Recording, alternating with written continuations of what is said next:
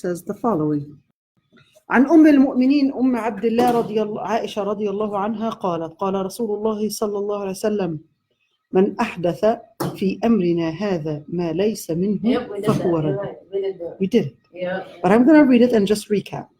من أحدث, and we said عن أم المؤمنين أم عبد الله, and we said أم عبد الله was because Sayyida Aisha was named after her nephew. Her nephew is Abdullah ibn Zubayr. He was Abu Bakr's son, and Zubayr ibn al-Awwam. Zubayr ibn al-Awwam was Khadija bint Khuwaylid's nephew, and cousin of the Prophet. Absolutely, and Zubayr. He was Ibn Safiya. He was the Ibn Safiya bint Abd al-Muttalib. So Zubayr ibn al-Awwam is Safiya. His mom is Safiya bint Abd al-Muttalib. Abdullah Aisha radiyallahu anha, Sayyida Aisha was the Prophet ﷺ's wife. She got married to the Prophet ﷺ when she was 9 years old. There were some attempts that said that Sayyida Aisha was 18. That actually doesn't stand with strong evidence. It was really the influence of a lot of the let me call it apologetic Muslims, a lot of times being so apologetic about Islam or the Western culture and how they feel. So they started doing all these different attempts in order to prove that Sayyida Aisha was 18. No, she was 9 years old. The Prophet ﷺ, in fact, Sayyida Aisha was engaged to somebody other than the Prophet ﷺ before that, and that was Jubayr ibn Mut'im. Jubayr ibn Mut'im was the son of Mut'im ibn Adi. And he was not Muslim, but in fact, Adi ibn Mut'im was actually a kafir that was very sympathizing with the Prophet ﷺ and how the people of Quraysh were prosecuting them. Now, the Prophet ﷺ did not get married to Sayyida Aisha while she was engaged, but in fact, Abu Bakr as-Siddiq, who is Sayyida Aisha's father, he was the one that broke the engagement because Jubayr ibn Mut'im was not Muslim. All right, because he wasn't Muslim. So later when Sayyida Aisha then migrated to Medina, that's when a lady, her name was Khawla bint Hakim, she was the one that suggested that the Prophet ﷺ would marry Sayyida Aisha. So it was a lady that suggested that the Prophet ﷺ would marry Sayyida Aisha. He hesitated in the beginning, but then he saw a dream that Sayyida Aisha was presented to him. And later he actually does the formal proposal and eventually marries Sayyida Aisha. When she was 6 years old? She was 9 years old. She was 9 years old when the Prophet ﷺ married her. And the Sayyida Aisha, of course, she was a grown woman, even though at age 9, but she was a fully grown woman. So it's not that they were marrying a girl that has not reached the age of puberty, but she has reached the age of puberty. Asma bint Abu Bakr was way older than her. In fact, the Sayyida Aisha, when she married the Prophet ﷺ, that was in Medina. And Sayyida Aisha, when the Prophet ﷺ died, she had been married to the Prophet ﷺ for 11 years. She had been married to the Prophet ﷺ for 11 or 10 years, and Sayyida Aisha was 18 at the time, around 18 years old. So you add 9, she was 9 years old plus 11 years. That's 20, right? So she was about 19, 20, so within that age. When was the marriage consummated? It doesn't matter. Shawwal. The Prophet ﷺ bana bi Sayyida Aisha in Shawwal. In Shawwal, almost the second year Hijrah. Then how old was then? How old was she? She was 9. She was 9. That's the Muslim calendar 9. Well, yeah, she was 9 years old. Yeah, so how about the modern year, like 2000, like let's say 19? Oh, you mean in the 1,000? So if you say 1,400 and maybe 30 years ago, maybe 30 something years ago. All right. So to continue the hadith, she said that the Prophet ﷺ said, "Man ahdatha fi amrina hadha, man ahdatha." Whoever innovates something, fi amrina, in our matter, meaning in the deen, ma laysa minhu fahuwa rad, which is not from the deen, then fahuwa rad, meaning that it would be rejected. A number of things to say here. Man ahdatha fi amrina, meaning whoever innovates something in the deen itself. Not innovate something, meaning makes a car or makes a fridge or stuff like that. No, innovate something in the deen. But there are several things here. In Islam, there's a ritual that you can't change anything. In fact, al-asl fil ibadah التوقف, meaning that the general rule in any ibadah, in any ritual, is that you cannot do something that has not been done before. When it comes to ibadah, you have to take and see what the Prophet ﷺ had done in order to do that type of ibadah. Now, the other thing is that on the other issues relating to transaction, day-to-day life, al-asl fiha al-ibaha, meaning that everything is supposed to be permissible unless proven otherwise. So when we talk about transactions, when we talk about clothes, when we talk about food, everything is supposed to be halal unless proven otherwise. Unless proven otherwise, meaning that any of the reasons why it would be haram. So for example, you're African. Is it haram to wear yellow? No, it's not haram to wear yellow. What if he's Palestinian? She wear yellow? What if we've got Palestinians that it's part of their culture to wear yellow. Oh, okay. Falahin people, the country people. She's from Saudi. She can wear, there's nothing, okay. When it comes to clothes, there are several things to consider when it comes to clothes. Number one, women's clothes. Number one is that it has the conditions for clothing, meaning that it's how much it's covering, that it's covering all the body, hands and face, differences of opinions between scholars. 2, that it's not fragranced. 3, that it's not beautified, meaning putting all these different When you say fragrance, what if laundry detergent? Is that okay? اتقوا الله ما استطعتم. You have taqwa as much as you can. Number 4, that the clothing is not the attire of deviated groups or men, if it's a woman wearing it. So what is a deviated group?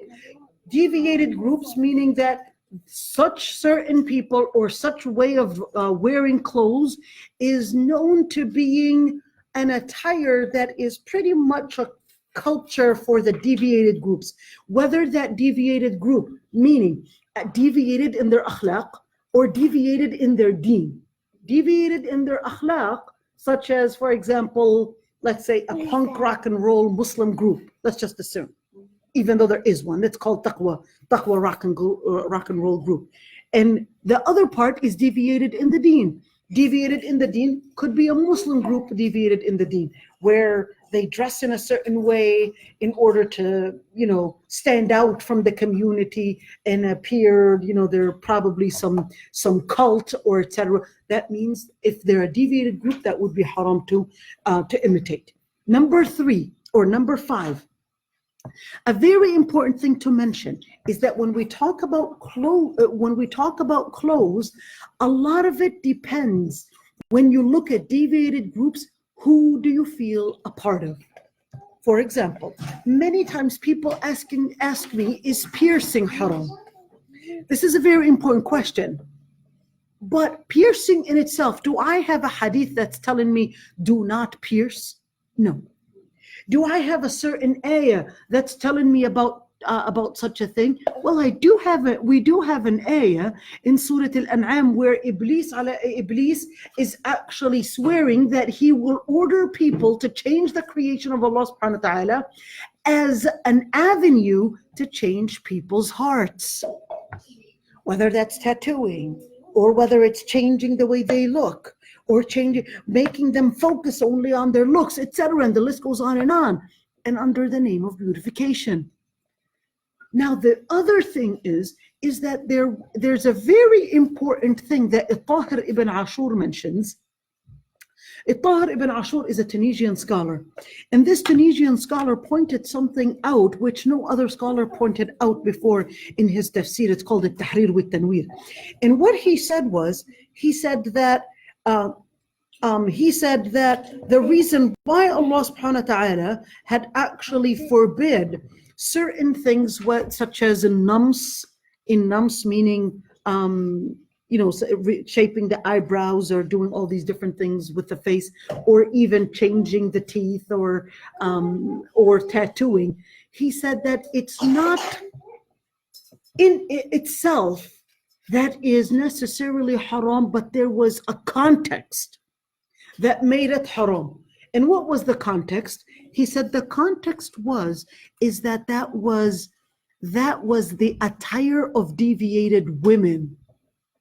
So the Prophet ﷺ was not only wanting to point out these particular traditions or fashions, but he was saying Muslim women should not imitate in such attire, or you continue any attire that is a symbol or an attire that is practiced by deviated groups. A Muslim woman should not be doing it. Whether that attire meant piercing, or whether that attire meant to put a ribbon on your hijab, or whether that attire meant to wear some kind of a heel, or some kind of an anklet, or some kind of a dotted things on the forehead or on the cheek or whatever. Any attire that is known to being a place for attraction, where other people, other men, other people that have diseases in their hearts will misunderstand and think she's actually telling me I'm here. So the Ibn Ashur says, and what the theme of that hadith, when the Prophet ﷺ had forbid women from practicing such fashions, is really to tell women that ذَلِكَ أَدْنَى أَن يُعْرَفْنَ فَلَا يُؤْذَيْنَ, that just as hijab was obligatory on women in order so that they would be recognized by the principle that they carry and how they embrace the principle of Allah subhanahu wa ta'ala, and over the principle, over their desire. 2, فَلَا يُؤْذَيْنَ, so when that woman is walking, embracing principle over the common fashion of cool women, or the women that people see as trying to stand out in order to attract people's attentions, she stands out with the principle to say, I actually consider my principle over everything. Why? فَلَا يُؤْذَيْنَ, so they won't be harmed. What does harm have to do with anything? Harm is not only where molestation or somebody pushes or shoves or violence or tries to rape. No. Because in Islam, a mu'min is to be given honor. You are to be given honor even when people see you. They recognize honor in you because you say Allahu Akbar. So what you dress, what you wear, the type of gait, the type of walk that you walk, even the way you look at things, it is speaking one and saying one word in action. Allahu Akbar. And that's the principle that one carries. The same thing goes for men as well. So any attire that is considered known or a fashion practiced by deviated groups, then it would be haram. Then it would be haram to wear or even to do. Now you want to know one thing, is that when we look at attires and clothes, they're done most of the times by people in order to to focus on certain parts of the body or focus on certain parts and certain areas in order to draw attention and in order to feed the lust of those that have diseases in their hearts. Now, this is clothes. The other part, we talked about marriage. We talked about the different types of marriage. And generally speaking, when we talk about ma'asi, why am I jumping over ma'asi? Because we're talking about bid'ah as well. We're talking about the different chapters that are in Islam. Ritual. And when we talk about habits, we talk about transactions, we talk about clothes, we'll talk about marriage, we'll talk about then criminal crimes. Generally, crimes are split into two. There are the major sins and the minor sins. Minor sins are basically the sins that Allah subhanahu wa ta'ala did not necessarily warn with a certain one curse or with a specific punishment. Versus major sins are the sins that Allah subhanahu wa ta'ala had warned. One, that there would be a punishment either in dunya or in the akhirah. And said that that particular thing is punishable either in dunya or in the akhirah. Now, are innovations punishable? Punishments, they would have the different rules. Two parts, there's al-qasas, there's al-had, and there's al-ta'zir. Certain things, they've got a certain number of punishment, and other things, they don't have a certain number, where the judge himself may consider 14 different ways of making a punishment. Probably a fine, maybe imprisonment, maybe community service, and the list goes on and on. The qadi can see whatever he sees fit in order to make sure that people are being disciplined where justice in people's rights and discipline in huquq Allah subhanahu wa ta'ala, in Allah subhanahu wa ta'ala's rights are practiced in the community. That is only to be implemented by the law enforcement only, which is law enforcement within the Muslim community. That's it. It's not for me or you to apply. Now, من أحدث في أمرنا هذا, this basically includes going back. We're here, you guys. Do you see the subcategorization that we're doing? All right. Now, the other thing is that, does that mean that every kind of an innovation is haram, period? Well, this is a very important question, because when we talk about different kinds of innovations, generally we're looking at innovations where we're looking at innovations where the person is inventing something in ritual or anything that relates to the deen. So what does that mean? If something doesn't have any evidence to trace back that the Prophet ﷺ had practiced such a thing, it would be bid'ah. So, is making, for example, making nasheed, is it a bid'ah? Well, number one, it would, when we talk about nasheed, it would depend on what the words are saying. Two, it has to have, one, no shirk. No shirk, meaning you're not saying, for example, that the Prophet ﷺ is the nur of the world. Because Allahu nuru samawati wal ard, it's not the Prophet ﷺ. All right? For example, or that life was created for Ali ibn Abi Talib or the Prophet ﷺ. Life wasn't created for them. All right? What? That they are the light of the light of the world. All right? Now, if it doesn't have any shirk, and poetry in general and praising the Prophet ﷺ is actually part of what the Prophet ﷺ had asked Hassan ibn Thabit to do. So to do nasheed is not haram. What about musical instruments?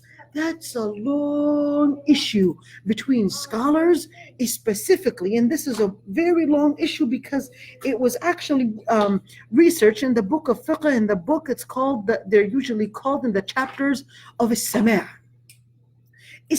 And that's where the scholars had different opinions on whether you can have musical instruments, and they went in detail. Are percussions allowed? Are flutes allowed? Are electric instruments allowed? And the list goes on and on, the different types of, and the scholars, each and every single one had differences of opinions between scholars on that. To stay safe, whenever there's differences of opinions between scholars, there's something called al-khuruj min al-khilaf. Al-khuruj min al-khilaf means that the priority is to not fall in the differences of opinions between scholars, but the priority is to actually stay on the safe side. Stay on the safe side, and not adding musical instruments to nasheed is the safest. But what if a sister said, well, I listen to Meher Zain and he's got that type of music? Differences of opinions between scholars. I wouldn't be necessarily so strict on it. Now, what if we wanted to do dhikr? Is dhikr a ritual? Dhikr is a ritual. So can we do it in the style where it is, let's say, in a group? So we're all sitting together and we're saying, La ilaha illallah wahdahu la sharika lah, lahul mulk wa lahul hamdu wa huwa ala kulli shay'in qadir, wa'fu anna ya kareem. Can we do it in a group setting? Well, this is a very common issue, and a very common issue in a, let me say, an issue that scholars throughout history have debated. This is not debated just now. This is not debated just now. Can we make it into jama'i dhikr? Because there are, I don't want to go into the details of this, but there are where there are reports where the Sahaba were doing not necessarily as one voice together, but they were doing this general dhikr together. And then the differences comes, well, were they necessarily doing it as one voice and everybody together? Just as Salat al-Tarawih. The Prophet ﷺ in the beginning did Salat al-Tarawih in a congregation in Jama'ah, and then he said he stopped doing it because he was worried that it was going to become obligatory on the people. So he stopped it. Then later Umar ibn al-Khattab revived what the Prophet ﷺ was doing and started making Salat al-Tarawih again together in order to bring the people back in together and in a group. Now, I don't want to go in detail with the Salafi Sufi argument here, but it's very important to just learn that generally when we talk about ritual, don't invent your own.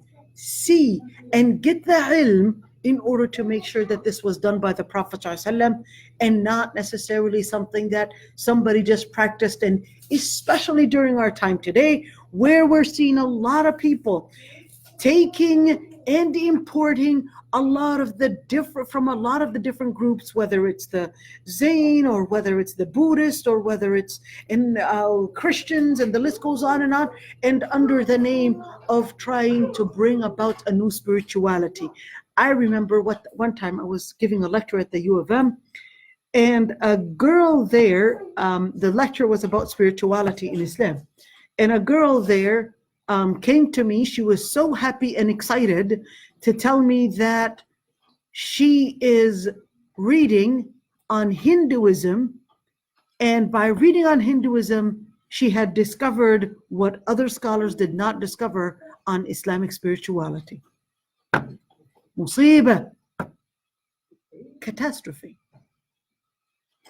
If we're going to study shirk in order to understand tawheed, you're going to study shirk, you're going to study paganism, you're going to study polytheism in order to understand tawheed, in order to understand what Allah subhanahu wa ta'ala had guided the Prophet ﷺ. You're going for made up stuff. in order to tell me that you were able to understand what other scholars and what Muslims did not understand about spirituality. The Prophet ﷺ says, "Man ahdatha fi amrina hadha ma laysa minhu fahuwa rad." Whoever invents something, whoever innovates something that is not part of the deen, it's going to be rejected. I have a question. Yes, ma'am.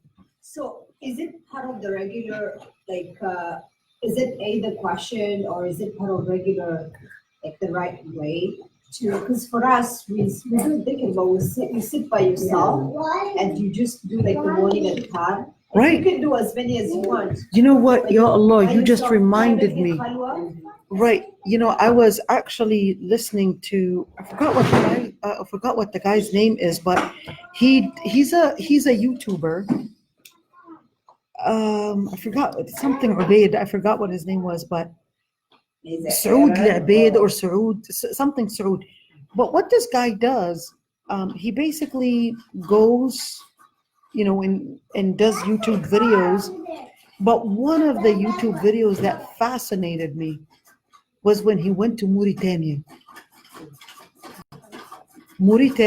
and certain areas in the middle of the desert, and how the people there, far away from anything called city, what they're doing, they just get up in Fajr, do their dhikr in the morning till sunrise, and then do some work, and then noontime they do a small nap, a short nap, and then they continue their work, and then they gather after Asr, before Asr time and during Maghrib, and actually do their dhikr all the time, dhikr and qira'at Quran until Isha, and then after Isha they basically Salat al-Isha, and then come back at night, do a little bit of Qiyam Layl, and then they go back home. And then every day living this very simple life. I was astonished to actually see, and you know, mashallah, I mean, you're talking about a whole city, all the men are gathering in that way, not doing anything else. That's all they do every single day. You know, at many times, I must admit, I am humbled to see these people, because usually, you know, in the city and in the lifestyle that we're living in, we are running after degrees, we are running after money and covering our expenses and covering our bills and etc. And we're not realizing, or we become so numb to even taking a moment to think about ourselves and think about dunya, and life goes on and without us realizing. And the Prophet ﷺ says the most thing that the people of Jannah regret is any time passed without dhikr. Without dhikr. It's not about PhDs in Sharia. It's not about PhDs in, I don't know, electrical engineering or etc. I'm not saying those things are not good. Of course we need these types of degrees. This is dhikr in itself. This is dhikr in itself. Of course, you know, performing surgery, making all that, or healing people, or pharmacy, or whatever it is, or even building roads, all that is dhikr. But at many times we tend to get carried away with all these different things that we forget our dhikr, and then we become so hard-hearted on dhikr. You can't just focus and say, well, you know, I'm doing my schooling and etc., and I'm doing my dishes. There are certain things that are considered priority, and one ibadah does not replace another.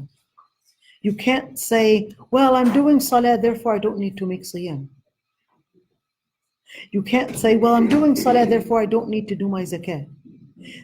Certain ibadah doesn't replace another.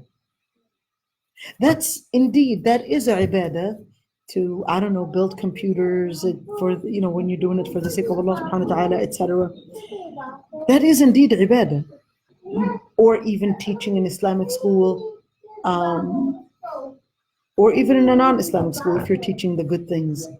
But at the end of the day, is that it does not replace the impact that dhikr has on your heart. It doesn't replace it.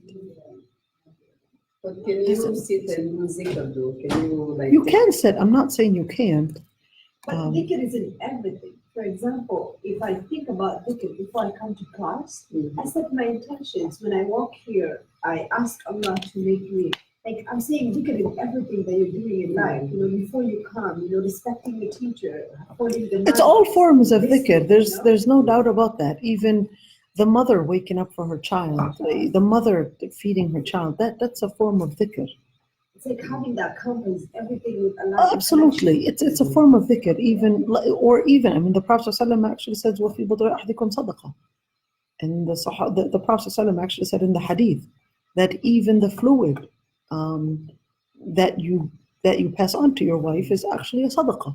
And the Sahaba said, أَيَأْتِي أَحَدُنَا شَهْوَةً.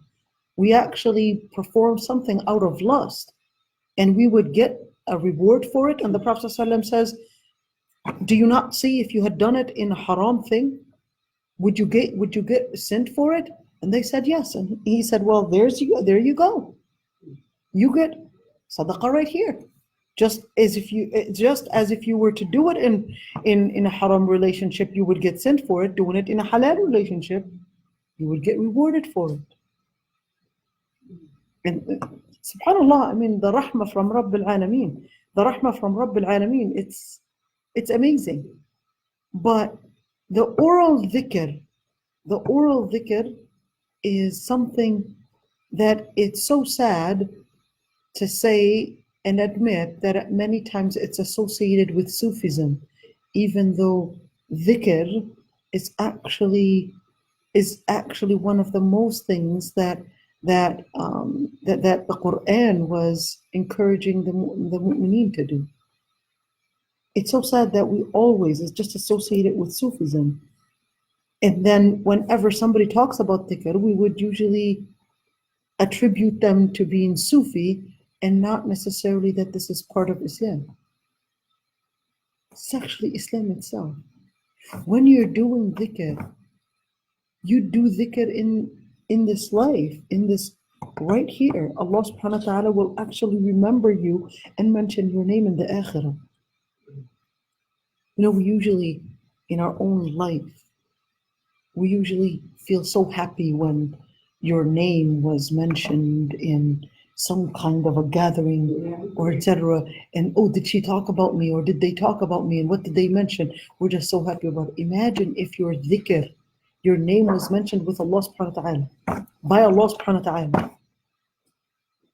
May Allah subhanahu wa ta'ala make us from this. So let me just mention a number of things. The times of dhikr and ways of dhikr. Ways of dhikr, 1, reading Quran. Even if you are finding hardship in reading Quran, Allah subhanahu wa ta'ala will actually make you, elevate your status even from that. And your status will be based on the last ayah that you read. So let's say the last ayah that you read, إِنَّا كَذَلِكَ نَجْزِي الْمُحْسِنِينَ. You will be, inshallah, from the muhsinin. Right. Inshallah, you'll be from the muhsinin. Now, the last, and of course, when we talk about dhikr, Quran is a dhikr, and making a certain portion to read every single day is part of a Muslim, is part of the routine that every Muslim should do. May Allah subhanahu wa ta'ala make us from those that will be doing it. So like doing the azkar in the morning after Fajr, is that? After Fajr. So the Quran is 60 hizb. 60, it's 30 juz'u and 60 hizb.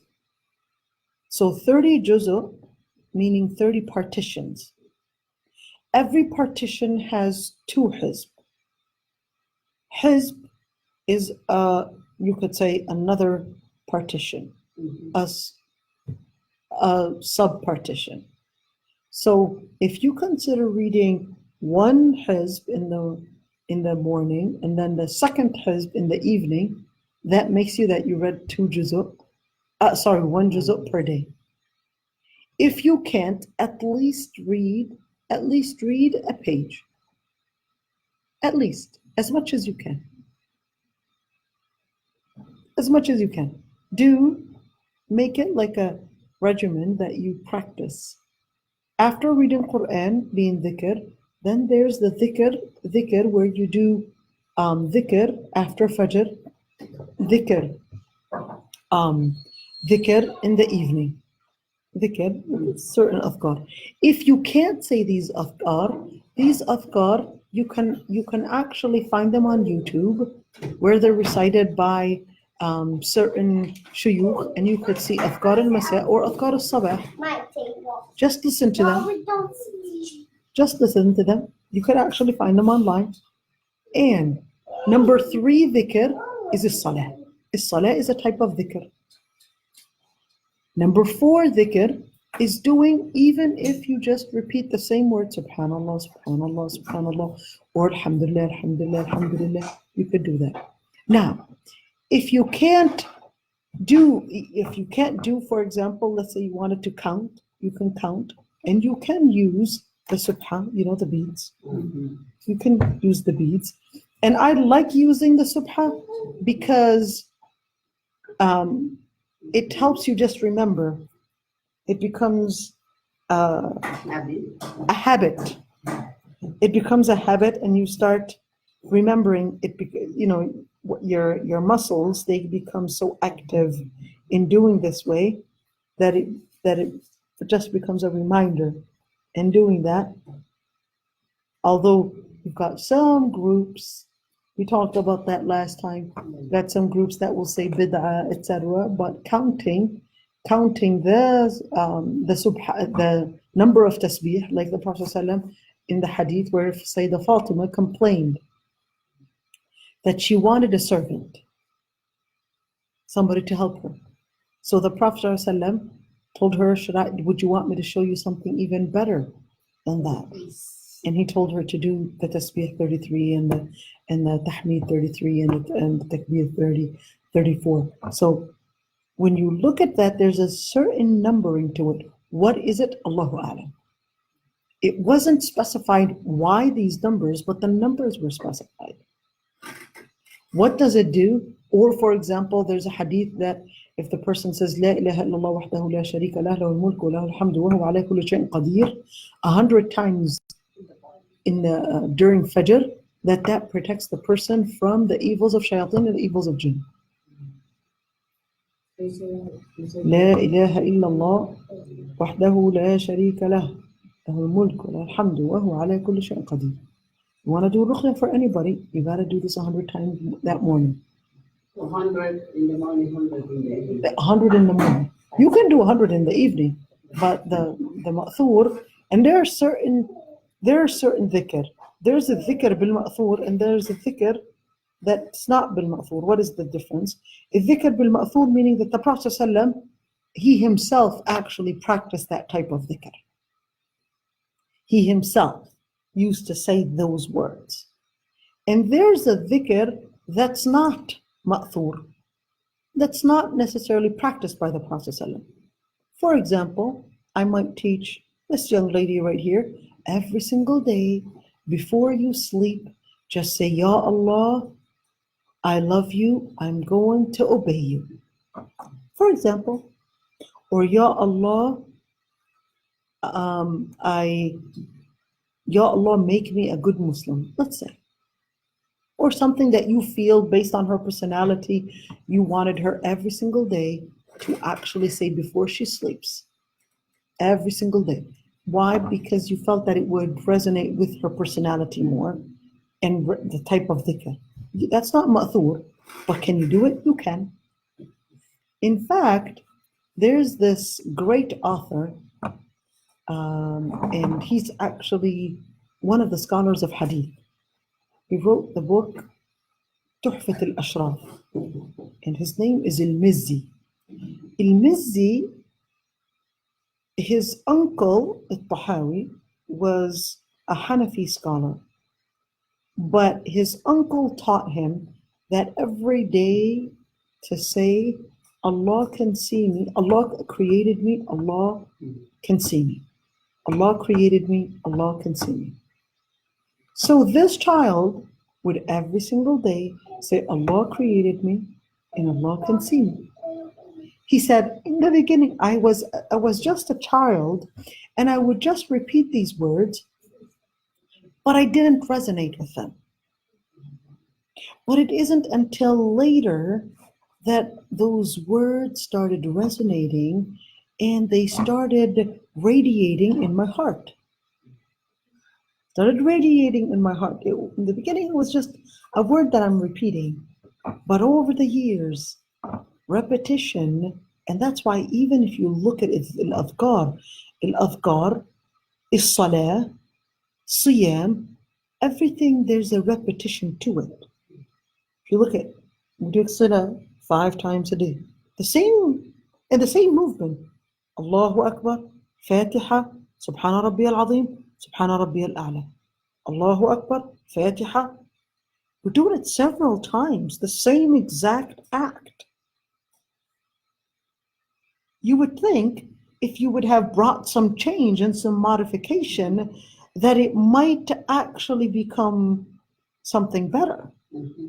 But the thing is that you look at same thing with Siyam, certain month, 3 times, 30 days or 29 days, we, Fajr, so before dawn, Suhoor, etc. Then we would do the same exact thing. What is that? The repetition is simply because Allah subhanahu wa ta'ala knows that as people, in order to have something written in our minds, we have to keep repeating. We have to keep repeating. And if you don't realize, even in our life, we wake up, brush our teeth, go to the bathroom, brush our teeth, take your breakfast, and the breakfast is usually the same stuff, right? Bowl of cereal, whatever it is, depends on what country you come from. All right, you guys don't eat cereal? What do Guineas take for breakfast? Eggs and bread? Eggs and bread? Jam? No jam? No pancakes? Sometimes, yeah. Pancakes, toast, anything? Pancakes sometimes. Okay, sometimes, so it's not an African dish. It was African. They're West African. Bread. So Mayonnaise. East African, what do you guys do? We eat bread, toast, and we eat eggs, and we eat pancakes. That's it. You mean the Malawi In thingy? Malawi. Those are pancakes? Okay. That's If you say so. What? There's anchera in Malawi. Anjara and Malawi. Yeah, but then their food is a little bit different. Therefore, Yeah. so what do you guys We do? eat porridge, like porridge. Sometimes we give milk. It's from rice. So we make it watery, Uh-huh. and you put yogurt. Yogurt constantly. We make sometimes the yogurt ourselves. Mhm. Take it from the cow, set it like some days, and after that it's like yogurt. Yeah, Lebanon, yogurt, Oh. like sour cream. Yeah. Okay. So we mix it with the porridge that we do, Mhm. and and then put sugar sometime, or yeah. we put All sugar right. in it. And after that, kenkeriba. I don't know if you know kenkeriba leaves. It's leaves. It's like big leaves that are cooked. in Oh, water. okay. That's all what they right. drink for tea. Well, in Palestine, we actually eat something that is part of our daily Hibiscus breakfast. flowers. It's actually called zit za'atar. What's that? Zit za'atar, That is it's, yeah, zit za'atar, it's olive oil with thyme, dried thyme with sesame. We dip the olive oil and then the thyme, olive oil and then the thyme. And that makes pretty much our everyday breakfast. With bread. You can, with bread, yeah, we dip your finger in it. Yeah, with bread. All right? And then some eggs and tomatoes and cucumbers. Tunisian breakfast is totally different. croissants and bagels and everything has to be sweet. So it's totally different. Well, that's رواه البخاري ومسلم. Let's say narrated by Bukhari and Muslim, because we don't want to, get the Tunisians outraged right now. You're making fun of our bagels and croissants. Dr. Aysha, during those zikr, can you talk though when you're doing the azkar? Can you listen to your child and the Yes, you can. and Yes, you can. There's for dhikr, you don't have to stay within. You can side talk if you needed to. Oh. Yeah, you can side talk, respond to your child, answer the phone, etc. So yeah, And continue doing it too. right. Okay. For qira'at Quran, wait till you finish the ayah, unless it was an urgent thing. Your child is about to fall off the stairs, no, finish it. In fact, even during salah, if you're doing salah, let's say you're on the second floor and you're seeing the baby right there getting closer to the stairs, you don't have to say Assalamu alaikum wa rahmatullah. No, while you're in your salah, get the baby so they won't fall from the stairs, and continue your salah. Don't stop your salah. All right? And this is very important to know, especially for moms. Let's say you're right there, I'm right here praying, all right? And I see my child about to, put his finger or insert something in the electricity. I'll stay during my salah, right there. I can see my child in the corner of my eye. In fact, I turned my face while I'm in salah, and I literally moved my face to see if my child is in danger. While I'm in my salah, I'm still considered in my salah. In fact, let's say I'm seeing that my child, that right here, let's say the qibla is that way. All right, and here I am, I'm praying. But right at the 90-degree angle, in the beginning, I can see the corner of my eye. I didn't turn my head yet, but I can see in the corner of my eye that my child is getting near the outlet. And I know he's got the habit of putting stuff in the outlet. All right. I can move my head at a 90-degree angle and actually make sure that they're safe. All right, 90-degree angle. And let's say that I really saw that they were trying to put something in the outlet. All right, you can actually go all the way without turning away from the qibla. Let me say a 20 or 30 degree to move away from the qibla is okay, but you can still face the qibla, get the child, make them safe, and continue your salah wherever you station. Don't stop, continue. Or if you wanted to focus and actually get the baby because of danger while you're in salah. So let's say in your second rak'ah, simple, get the baby and continue your salah, but don't go and come back. No, get the baby and stay where you left off in order to reduce the number of moves that you are doing. All right, so not go back and come back and make it like a U-turn and no. All right, this is not it's not a journey. All right, but you're just making sure that the baby is safe. All right, رواه البخاري ومسلم. We talked about al-Bukhari and Muslim before. The other hadith عن أبي عبد الله النعمان بن بشير رضي الله عنهما قال سمعت رسول الله صلى الله عليه وسلم يقول إن الحلال بين وإن الحرام بين وبينهما أمور مشتبهات لا يعلمهن كثير من الناس فمن اتقى الشبهات فقد استبرأ لدينه وعرضه ومن وقع في الشبهات وقع في الحرام كالراعي يرعى حول الحمى يوشك أن يقع فيه ألا وإن لكل ملك حمى ألا وإن حمى الله محارمه ألا وإن في الجسد مضغة إذا صلحت صلح الجسد كله وإذا فسدت فسد الجسد كله ألا وهي القلب. We're going to explain it first, the literal in translation. عن أبي عبد الله النعمان بن بشير, the Sahabi was actually one of the first Sahaba because his father was from Al-Ansar. Al-Ansar are different than the Muhajirin. The Sahaba are two types. There's Al-Ansar and there's Al-Muhajirin. Al-Ansar were the residents of Medina. They were called al-Ansar. Al-Ansar, the word Ansar means supporters, those that brought victory. Al-Muhajirin are the immigrants that had migrated from Mecca to Medina. All right? Abi Abdullah al-Nu'man ibn Bashir is originally Madani. He's from Medina. He's from Al-Ansar. And in fact, he was the first, or was he Madani or Muhajir?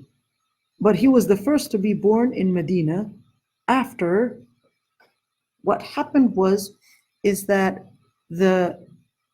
when the Muslims migrated to Medina, the Muslims were actually told that there was a spell that was done by the Yahud in order to not have any Muslim woman conceive any child.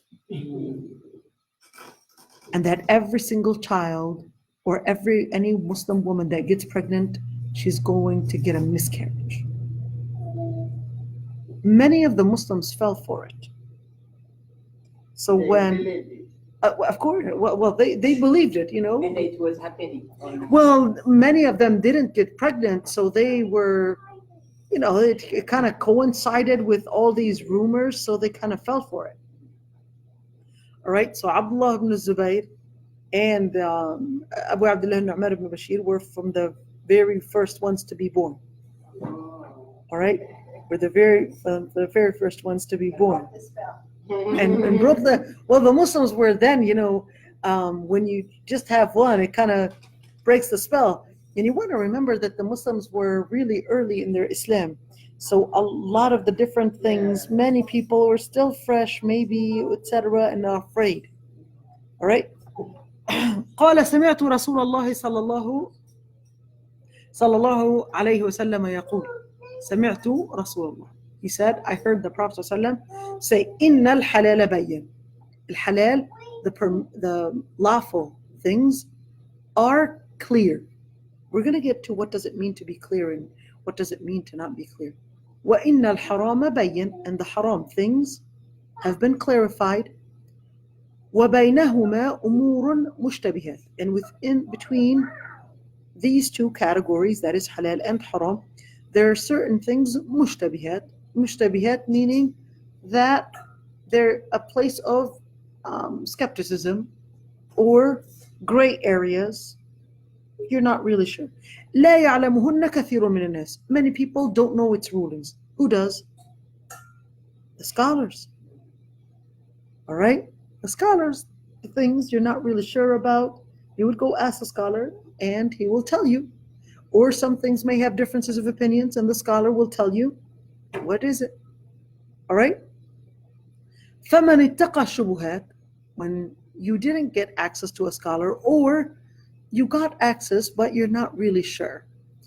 فَمَنِ اتَّقَى الشُّبُهَاتِ. Whoever stays away from that gray area or the area of skepticism or speculation, فَقَدْ اسْتَبْرَأَ لِدِينِهِ وَعِرْضِهِ. Then they had maintained and preserved their religion or piety and عرضه. What is al-'ird? Al-'ird, in other words, they were safe. Their life is safe. Their life is protected. Their honor is protected. وَمَنْ وَقَعَ فِي الشُّبُهَاتِ. And whoever falls in that gray area, فَقَدْ وَقَعَ فِي الْحَرَامِ. Then they fall in the gray area. Then that means they had fallen in something haram. That is if that turned out to be haram. كَالرَّاعِي يَرْعَى حَوْلَ الْحِمَى. As a shepherd who is minding his sheep around a zoning where he's not supposed to be mining. يُوشِكُ أَنْ يَقَعَ فِيهِ. At any second, his sheep might transgress the limits and actually go into the zone that he's not supposed to be in. أَلَا وَإِنَّ لِكُلِّ مَلِكٍ حِمَى. Every king has a zoning. Every king has an area that is considered a border. Every king has a border. ألا وإن حمى الله محارمه. The borders of Allah subhanahu wa ta'ala are محارمه, those areas that He regarded as sanctuary, those areas that He regarded as limits. Don't transgress them. ألا وإن في الجسد مضغة. Verily, in the body, there is a piece of flesh. If that piece of flesh has gone good, the rest of the body becomes good. Rest of the body, meaning the behavior. Rest of the body means the behavior. When we say rest of the body, whether it's the sight, whether it's the mind, whether it's what you walk, the way you talk, all that, it's the behavior. وَإِذَا فَسَدَتْ فَسَدَ الْجَسَدُ كُلُّهُ. If it has gone wrong, that is the piece of flesh in the body, then the rest of the body goes in decay. The rest of the body decays. Why does it decay? Because the heart decayed. فَسَدَ الْجَسَدُ كُلُّهُ أَلَا وَهِيَ الْقَلْبُ. That piece of flesh, can you put the purse down? I gotta see you. If that piece of take it down. If that piece of flesh, that piece of flesh is actually the heart. A few things to mention here. When we say inna al-halal bayyin, that halal or permissible things are clear. Clear to who? Well, clear in the Quran. Allah subhanahu wa ta'ala clarified them, whether in the Quran or in the Sunnah, in the prophetic traditions. وَإِنَّ الْحَرَامَ بَيِّنْ. Notice how the hadith actually talked about halal before it talked about haram. Meaning, don't complain of haram. You've got more things are actually halal. And everything's supposed to be halal unless proven otherwise. And this is an issue of differences of opinions between usuliyin, but this is a general class. وَإِنَّ الْحَرَامَ بَيِّنْ. And haram things are clear. وَبَيْنَهُمَا أُمُورٌ مُشْتَبِهَةٌ. And within those two areas are gray areas. Now, what is a shubha or al-mushtabah fi? Al-mushtabah fi, or things that are gray areas, are usually things that, one, there may not be direct evidence that it's halal or haram. Two, that in order to know the ruling, you would need a scholar to derive deep and go and delve deep in the different evidences in order to know whether this is halal or haram. Three, there is another hadith where the Prophet ﷺ actually said that there are matters that Allah subhanahu wa ta'ala did not mention and did not forget it, but so Allah subhanahu wa ta'ala didn't forget it, but don't overstress yourself asking about it. Now, does this contradict this piece? It doesn't contradict it, because this is actually talking about matters, the one that don't overstress yourself asking about it. This is talking about matters that are halal, but certain types of people, they become so OCD on certain matters that they overstress themselves in asking. It's like, it's halal, just eat it. Overstress themselves asking about it, even though it was mentioned and it is clear that it's halal. Now, how do I know what is clear and what is not clear? One, like we said, Quran and Sunnah. Two, certain things only scholars are capable of deriving the rulings to know if this is halal or not. Depending on what? Number one, there's a difference between making a fatwa and doing qada. What is the difference? When you make a fatwa, you would come to me and say, for example, you would come to me and say, we are trying to buy a house, but we're not sure if mortgage is halal or haram.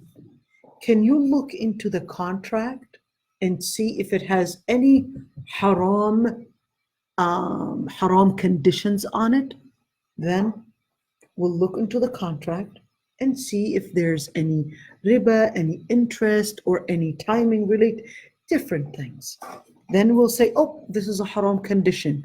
Can you talk to the bank and tell them that we can't have that condition? And then we'll continue. Now, you may not know if this is a halal contract or not.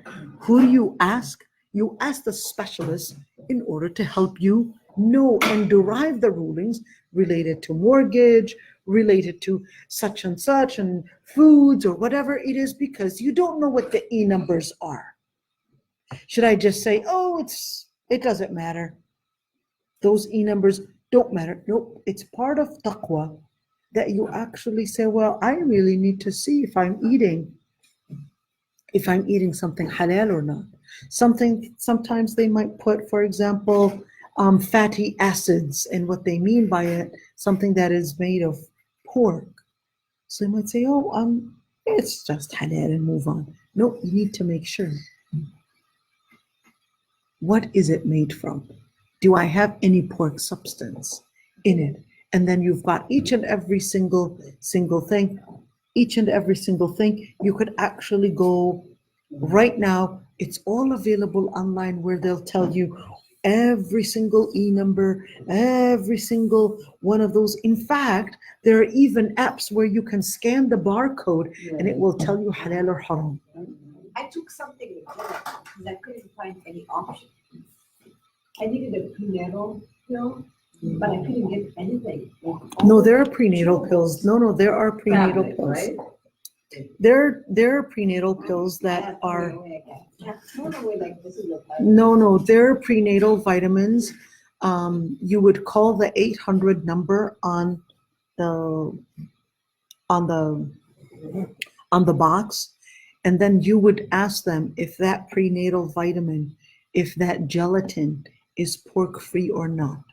There are different types of gelatins. There are some that they do that are synthetic. There are some that is beef gelatin. Okay, so it depends on the kind of gelatin. But just heads up, there are some scholars that regarded that pork gelatin goes into something what is called istihala. Istihala, which means it turns into a different substance. Okay, some modern scholars regarded that gelatin, even if it's pork, that it's not haram. They said that through chemical interference, that it changes from being a pork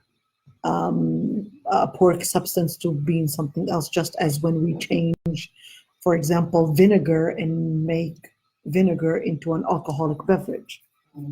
They said, well, right now, this is an alcoholic beverage that was a vinegar.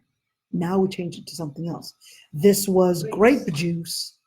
Now it turned into wine because this grape juice now has, I don't know, certain chemical that it became alcoholic. It became something that is toxic.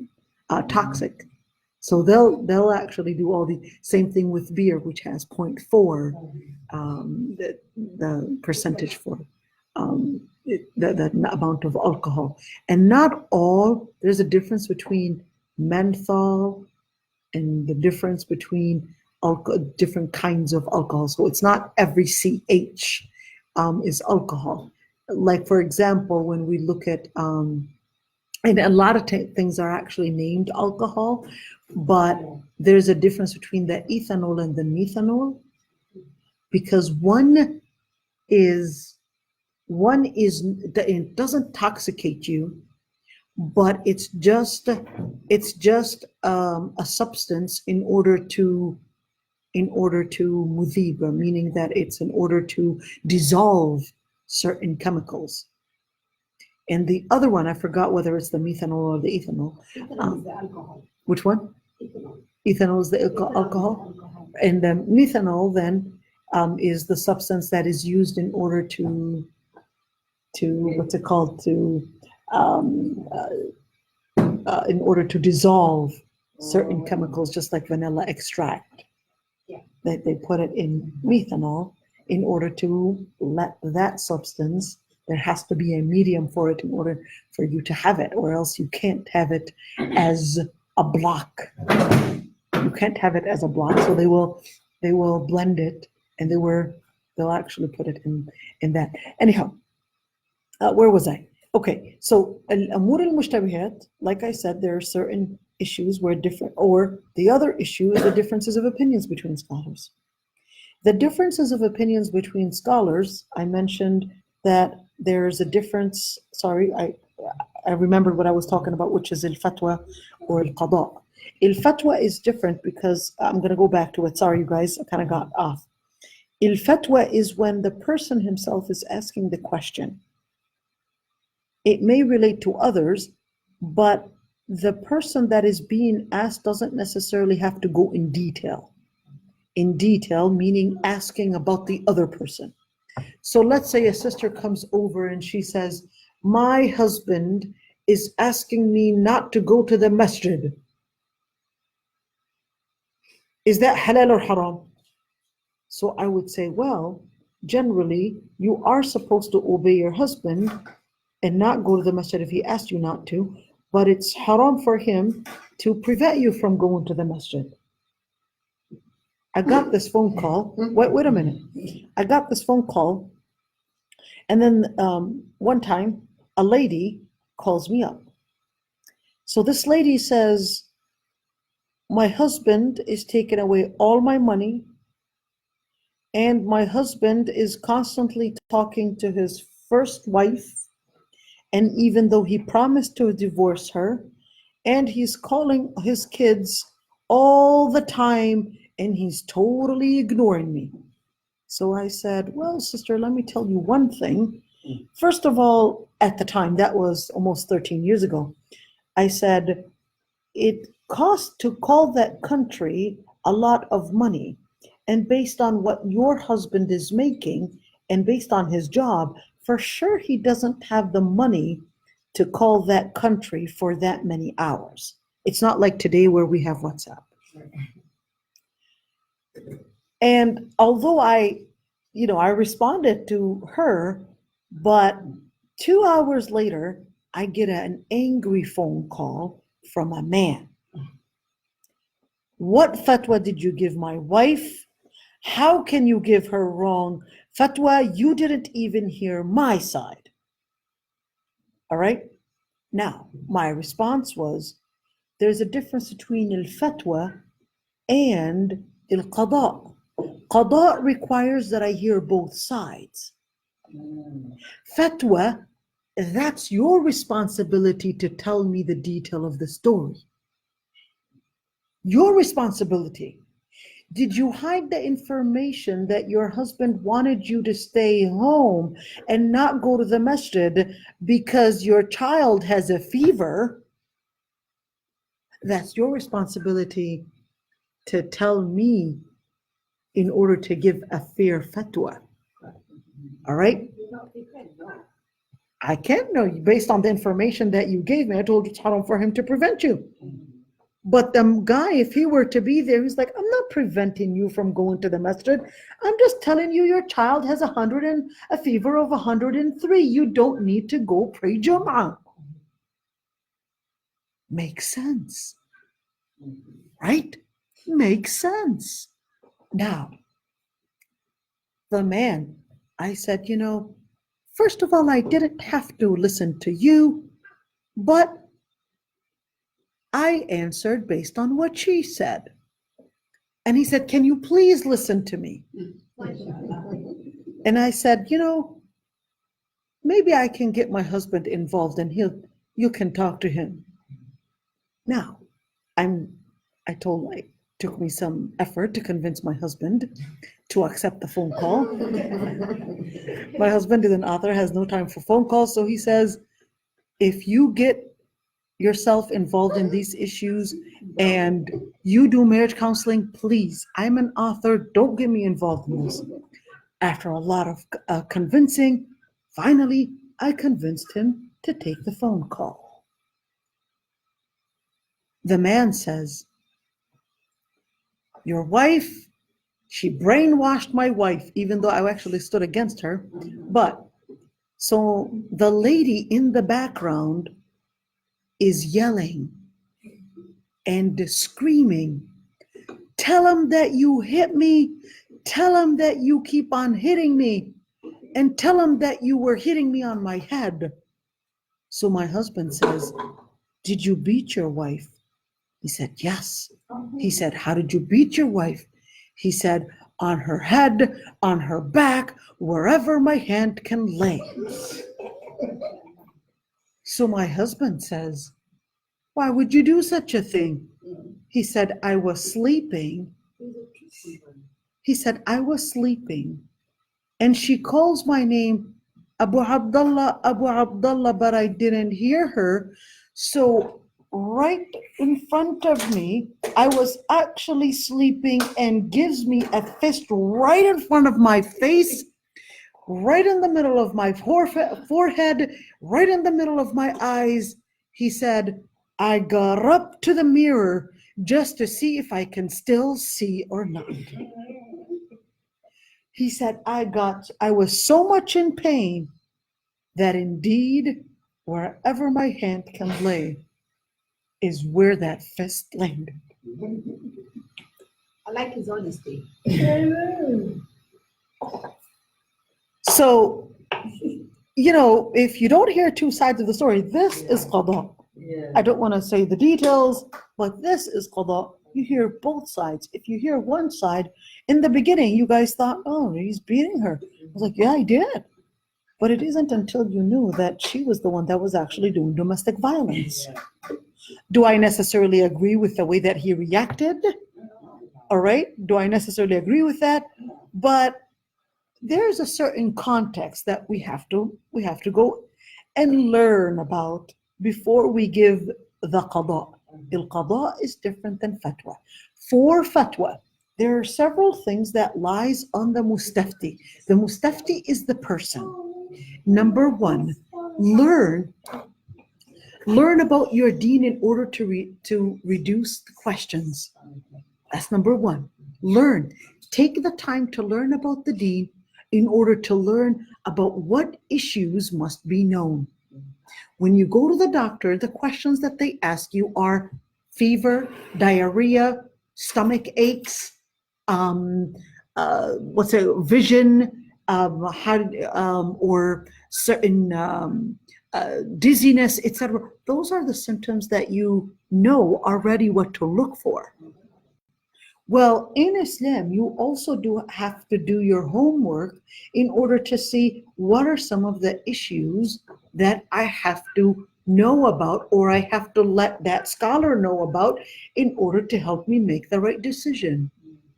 Many people would hide some information and think, I got the fatwa. You're not fooling the scholar, you're fooling yourself. Doing homework. 2, when you do your homework, always summarize the question.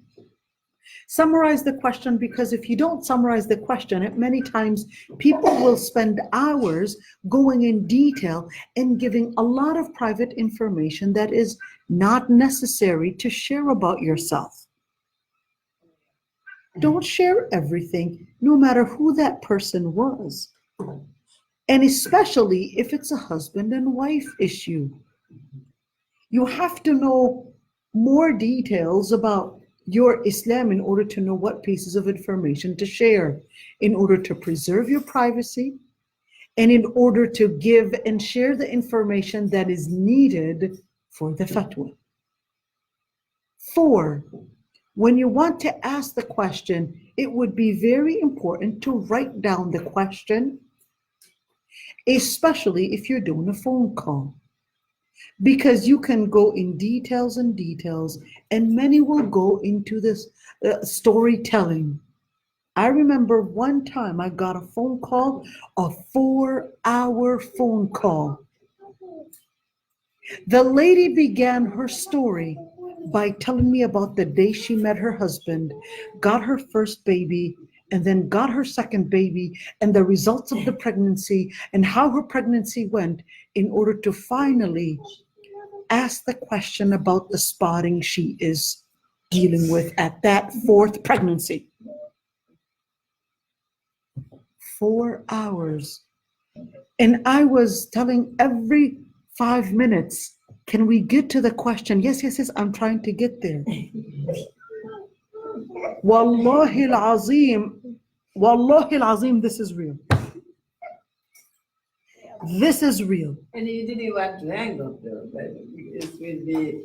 I thought she was going to tell me that she got into troubles.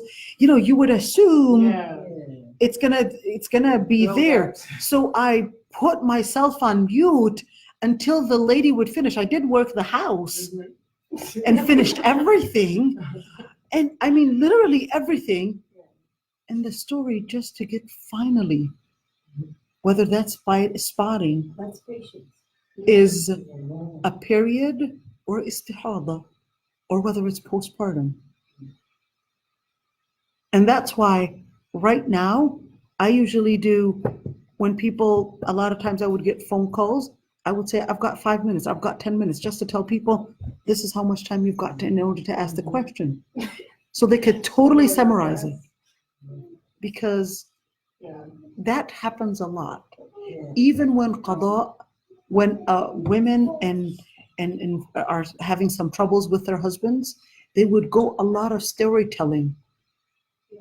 And then the qadi will get bored of the woman and she becomes a musibah.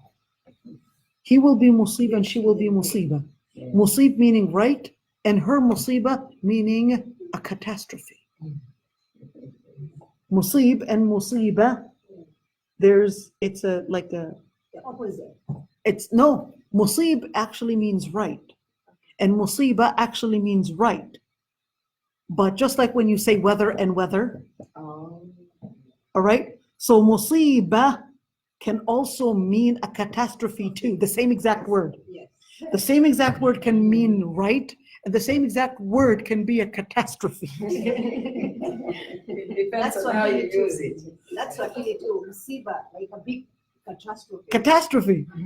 All right, wa sallallahu ala Sayyidina Muhammad. We'll continue the hadith next time, inshallah.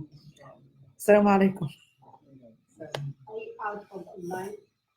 Not yet.